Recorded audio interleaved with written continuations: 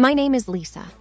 I had recently turned 40, but sometimes it felt like I was just beginning to understand life.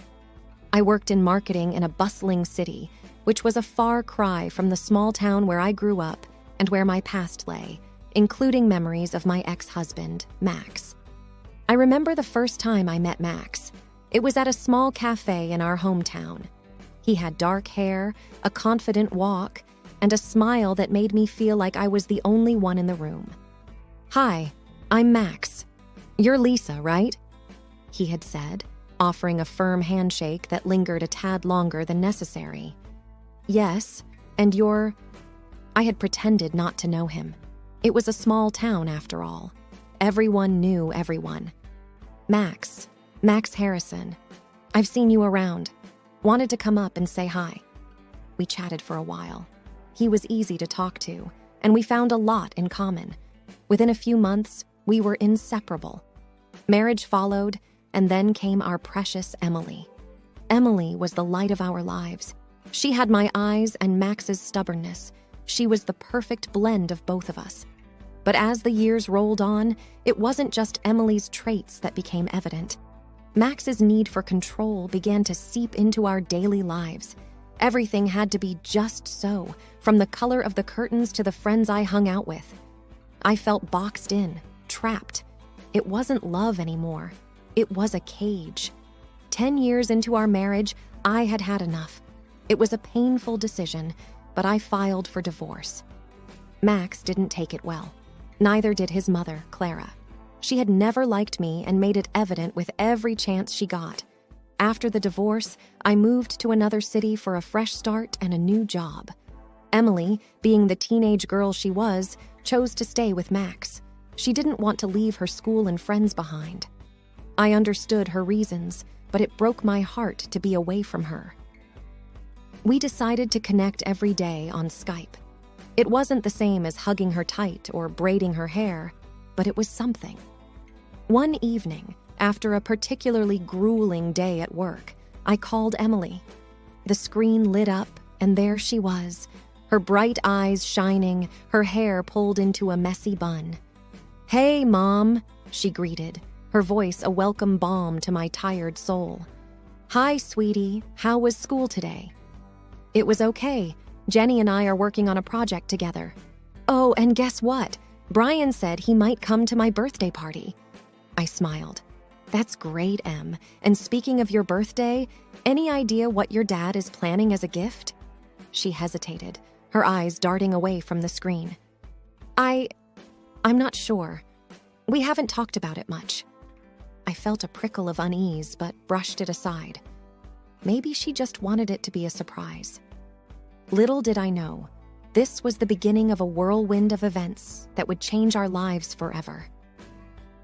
After our call, I couldn't shake the feeling that Emily was hiding something from me.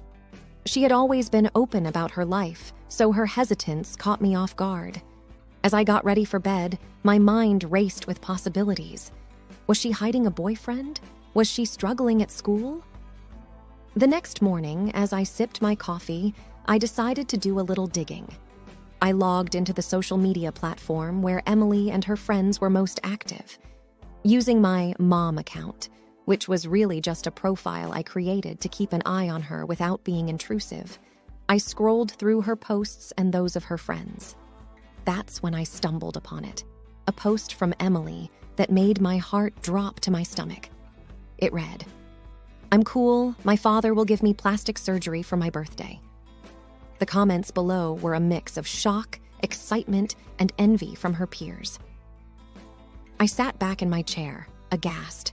Plastic surgery? She was only 16. I quickly grabbed my phone and dialed Max's number. "Max," I began, trying to keep my voice steady, "is it true? Are you really planning to give Emily plastic surgery for her birthday?" There was a pause, and then his deep voice came through, dripping with irritation. "Why do you care? She's with me now. You made your choice." "It's not about us, Max. It's about Emily. She's just a kid." "She's not a kid anymore," he shot back. "Besides, it's something she wants." I could hear the defensiveness in his tone. Did she tell you that? Or did you put the idea in her head? Before he could respond, another voice chimed in. It was shrill and unmistakable. Clara. Yes, we'll get her plastic surgery because she looks too much like you. I was taken aback. Clara, why are you involved in this? She laughed, a bitter sound that made my skin crawl. Why wouldn't I be? She's my granddaughter. Enough, Clara, Max intervened, though there was no real force behind his words. Lisa, stay out of it. Emily's with me now. I won't stand by and let you make such a life-changing decision for her, I replied, my voice firm. Max sighed. She wants this, Lisa. It's not like we're forcing her. But why, Max? Why would she want something like this at her age? I don't have to explain myself to you, he retorted, and ended the call. I sat there, phone in hand, the weight of the revelation pressing down on me. My beautiful daughter, who I had always told was perfect just the way she was considering changing herself, and Max and Clara were encouraging it. Tears blurred my vision. I needed to do something. I had to talk to Emily, understand her perspective. Maybe, just maybe, I could make her see that she didn't need to change herself for anyone. Upon arriving in my hometown, the nostalgia of the familiar streets and places was overpowering. Still, my focus remained unwavering. I had to speak with Emily. Our chosen spot was Daisy's Delight, a cafe filled with memories of our shared times. Hey, Em, I began gently when she arrived, her presence filling me with both relief and anxiety. Mom, she said with a note of surprise in her voice. What are you doing here? Taking a deep breath, I decided to tackle the subject head on. I saw your post about the plastic surgery. Almost immediately, her face transformed from surprise to frustration. Why can't you just stay out of my life? Why do you always have to meddle? She shot back. Taken aback, I tried to explain. Em, I'm just concerned. It's a big decision. She slammed her hands on the table, drawing a few glances from nearby customers. This is my life, Mom. You left. You moved away and left me with Dad. You don't get a say in this. Emily, I tried to keep my voice steady. This isn't about us or where I live. It's about making sure you're not making a decision you might regret. She glared at me, her eyes glistening with anger. Dad and Grandma Clara think it's a good idea? Maybe if you were around more, you'd understand. I'm here now, I said quietly, trying to bridge the gap widening between us. And I just want what's best for you. She pushed her chair back abruptly. You always say that, but all you do is control everything, just like with Dad. Without another word, she stormed out of the cafe, leaving me stunned and worried amidst the remnants of our confrontation. The weight of our argument hung heavily on me. I couldn't shake the feeling of guilt and confusion. Was I being too controlling, or was I genuinely trying to protect Emily from a decision she might regret? As I pondered this, an idea struck me. Perhaps if Emily heard from people who loved her and saw her for the beautiful person she was, she might reconsider. Returning to my hotel room, I pulled out my laptop and signed into my social media account. I selected a beautiful picture of Emily and me from one of our recent vacations. The sun was setting, casting a golden hue, and our smiles were genuine and wide. With a deep breath, I typed, "My beautiful daughter, Emily. So proud of her every day. Every time I look at her, I see perfection. I see strength, intelligence, and beauty inside and out." Hitting post, I felt a mixture of hope and anxiety. The minutes felt like hours as I waited for reactions to come in. The first comment appeared from my college friend Sarah. Emily has grown into such a beautiful young lady. She looks just like you, Lisa. Both gorgeous. Then another from my cousin Mark. Wow, time flies. Emily's a spitting image of you when you were her age. Absolutely stunning. More comments poured in, each one praising Emily for her natural beauty, intelligence, and charm. Feeling a little better, I decided to call my best friend Jane for some advice. "Hey, Lisa," Jane answered. "How's everything?" "Hey, Jane, it's been rough," I began, explaining the situation. Jane listened patiently, then said, "You know, kids at Emily's age are often influenced by so many factors. Peer pressure, the desire to fit in, and sometimes, unfortunately, by family too." "I know," I replied, "but I just want her to see how amazing she already is. You've done your part. Sometimes affirmation from others can be powerful. Let her see how others view her." And she was right.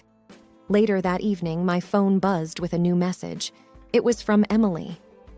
"Hey, Mom, I saw your post," her message began, "and I read all the comments. It's a lot to take in."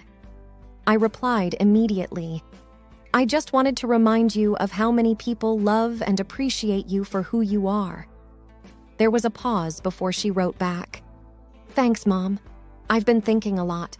Can we meet tomorrow?" Relief washed over me. "Of course, Em. Anytime." It was a small victory, but it was a start. The power of kind words and affirmation had managed to pierce through the cloud of confusion and doubt, if only just a little. The sun was high in the sky as I approached the house where I once lived.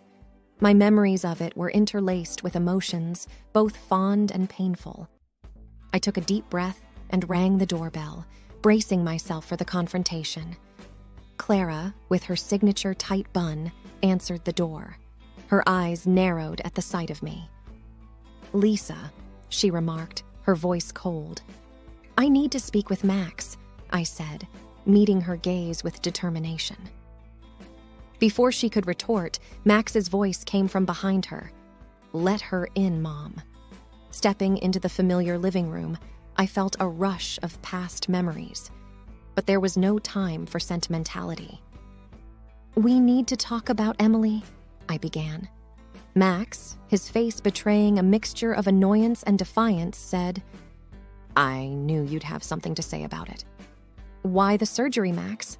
I asked, trying to keep my voice even. "She's just a child." He exhaled sharply, his gaze unwavering. "She looks too much like you, Lisa." I was taken aback. What does that even mean? Clara, never one to stay silent, added, "Every time we see her, we're reminded of you, of everything that went wrong." "I want her to be her own person, not your shadow," Max declared, his tone biting. "I don't care if this isn't what Emily wants. I want to forget. Every time I look at her, I see you, and it brings back all the bad memories." His words stung, but I wouldn't back down. "So you'd put Emily through a life-changing procedure just to erase your memories of me?" Before he could respond, a noise from the hallway caught our attention. Emily stood there, her face pale, having overheard our conversation. The room was heavy with a painful silence. Tears filled her eyes as she looked between the three of us, her voice barely above a whisper. "Is this why you want me to change, Dad? Because of Mom?" Max, for the first time, seemed lost for words. The reality of the situation and the weight of his daughter's pain evident on his face. The atmosphere in the room was thick with tension.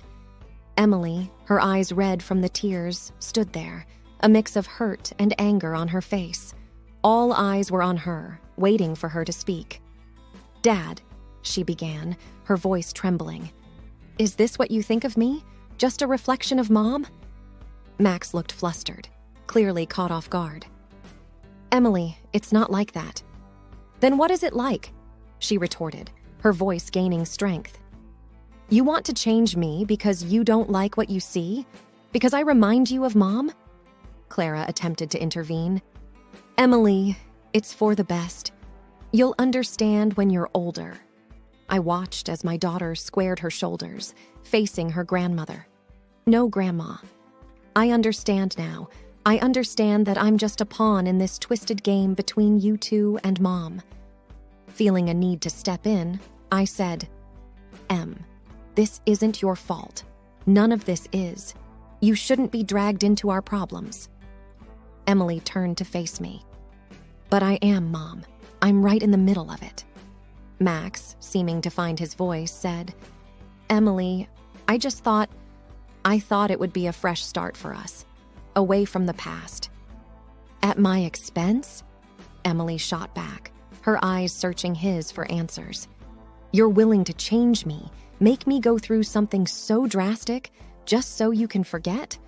Why can't you just accept me as I am?" Clara, looking more unsettled than I'd ever seen her, tried to speak. "We just thought it was for the best." "For whose best, Grandma? Yours or mine?" Emily's voice quivered, but her resolve was clear. I felt a mix of pride and heartache seeing my daughter stand up for herself, confronting the two people who were supposed to support and love her unconditionally. Emily took a deep breath. "I don't want to be someone's reminder or regret. I want to be Emily. That's who I am. And if you can't accept that, then maybe I don't belong here." She looked at me, her eyes pleading. "Mom, can we go?" I nodded, moving towards her. "Of course, sweetie." As we walked out of the house, leaving behind the shadows of the past, I felt a mix of emotions. There was pain and sorrow for the family ties that were fraying. But above all, there was pride. Pride in my daughter, who had taken a stand for herself, asserting her identity in the face of adversity. A few weeks after the confrontation, I received an official letter. Max was taking legal action, intending to gain full custody of Emily. My heart raced as I read the document. The thought of losing my daughter was unbearable. I immediately reached out to a lawyer, Jenna, who had been recommended to me by a friend. "Jenna, I won't let him take her. Not after everything," I asserted during our first meeting. Jenna looked over the papers, her expression thoughtful. "Don't worry, Lisa. The court will always consider Emily's wishes, especially given her age." The day of the hearing arrived faster than I had anticipated. The courtroom was cold and intimidating. Max sat on the other side, Clara by his side, shooting me venomous looks. The judge, a stern-looking woman with gray hair, called the session to order. "We are here to determine the custody of Emily Harrison. Both parties will present their cases." Max's lawyer, a tall man with slicked-back hair, began, "Your Honor, Mr. Harrison believes that it's in Emily's best interest to remain with him. He provides a stable environment and is fully capable of supporting her." Jenna stood up. "Your Honor, with all due respect, this case is not about financial support. It's about emotional and psychological well-being. Lisa has always been there for her daughter, even after moving away for work. The decision to alter Emily's appearance was made without her knowledge or consent, which has caused a rift between the child and her father." The judge nodded, making notes. "What does Emily have to say?" Emily, looking both nervous and determined, stood up. "Your Honor, I want to live with my mom. I love my dad, but I don't feel like he sees me for who I am. He's trying to change me, and I don't think that's right." Max interjected. "Your Honor, she's been influenced by Lisa. She doesn't know what's best for her." I couldn't hold back. "Max, this isn't about us. Stop making it about our past and focus on our daughter's future." The judge raised her hand, signaling for silence. "Enough. I've heard enough. Given Emily's age and her expressed wishes, and taking into account the circumstances presented, I believe it's in Emily's best interest to reside with her mother." A wave of relief washed over me. Max looked defeated, and for the first time, Clara was speechless. As we left the courtroom, Emily hugged me tightly. "Thank you, Mom, for everything." I kissed the top of her head. "Always, Em, always." The court had spoken, and justice had been served. But more importantly, my bond with Emily had emerged stronger, untouched by the bitterness of the past. The days following the court verdict were a whirlwind. Emily and I packed up her things from Max's house, a process that was surprisingly smooth, with Max avoiding confrontation. As we packed her things into boxes, Emily came across an old family photo album. She hesitated for a moment, then handed it to me. "Remember this, Mom." I opened the album, looking at pictures from happier times, beach vacations, birthdays, and Christmases. "Yes, sweetie, I do. Memories, both good and bad, shape us." She nodded, her expression thoughtful. "Even though things have changed, these moments were still real, right?" I pulled her into a hug. "Absolutely. Every moment we've shared, every challenge we've faced, has brought us to where we are today." With her belongings packed, we headed to our new home. It was a cozy apartment I had rented in a nice part of the city, close to Emily's new school. As we arranged her room, the doorbell rang. Opening the door, I found Jane, my best friend, with a big housewarming basket. "Thought you two could use some treats," Jane said with a smile. Emily's face lit up, seeing the basket filled with her favorite goodies. "Thanks, Aunt Jane." As the evening settled, the three of us sat on the balcony, enjoying the city lights. Jane turned to me. "You know, Lisa, you've shown immense strength through all of this." I took a deep breath. It was tough, but I had to stand up for Emily, for us. Emily, sipping her hot cocoa, chimed in. "And I'm glad you did, Mom. It made me realize how important it is to be true to oneself." Jane nodded. "That's a valuable lesson, Em. One many adults take years to learn." As the night wore on, the three of us shared stories, laughter, and dreams for the future. The weight of the past seemed to fade, replaced by the promise of new beginnings. In the days that followed, Emily and I settled into our new routine. She joined a local art club, channeling her feelings into beautiful paintings. I took up a new job and began rebuilding our life, one day at a time. One evening, as I prepared dinner, Emily walked into the kitchen, a thoughtful look on her face. "Mom, I've been thinking. Maybe someday, when things have cooled down, we can try to mend bridges with Dad. Not for the sake of the past, but for the future." I looked at her, admiring the maturity she displayed. "We'll see, Em. Time has a way of healing wounds. For now, let's focus on us, our dreams, and the adventures ahead." She smiled. "Deal." Life was by no means perfect, but it was ours. Together, Emily and I embarked on a journey of rediscovery, of healing, and of hope. The scars of the past remained, but they no longer defined us. We had each other, and in the end, that was all that mattered.